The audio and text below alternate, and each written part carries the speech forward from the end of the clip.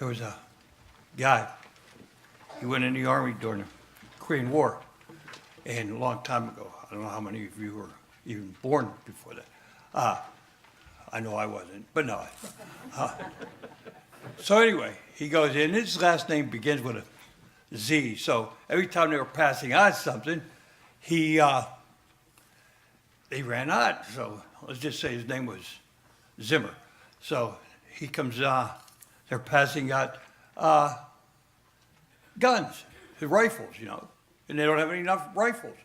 So they said, okay, when you go up to the rifle range, we'll give you this stick. And when you go up to the rifle range, everybody will be shooting, and all you have to do is go bang, bang, bang, bang, bang, bang. So he did, okay? So went up to the rifle range, they're shooting, taking practice. He's going bang, bang, bang. So a week later, they bayonet practice. In a bayonet, there's a knife. It goes on the edge of the knife, end of the gun, the rifle. And so they run out of bayonets. And he said, well, we'll give you this little stick. You tie it onto that big stick. And so when you go up, where we have bayonet practice, when they're practicing, you go stabby, stab, stab, stabby, stab, stab. So, okay. So he's out there, stabby, stab, stab, stabby, stab, stab. So they ship out and they go to Korea. Okay? And they're in the battle line, and they're being overrun. They're being attacked by the enemy force.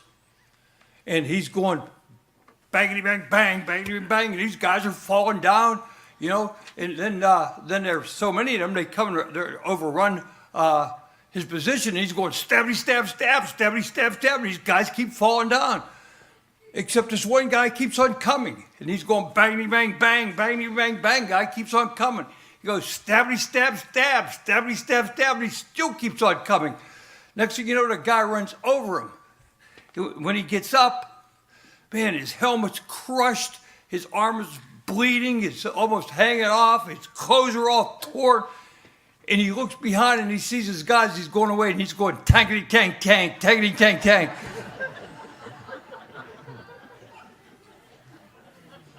Anyway, the moral of that story is this. See, God gives us enough weapons, enough ammunition through his body and blood and the other sacraments, that we can overcome most of life's trials. What happens? We can be bigger. But sometimes there's always something bigger comes up. So we need always to have more. You never know when that tank's going to come at you. So we have to be prepared. But sometimes we fall.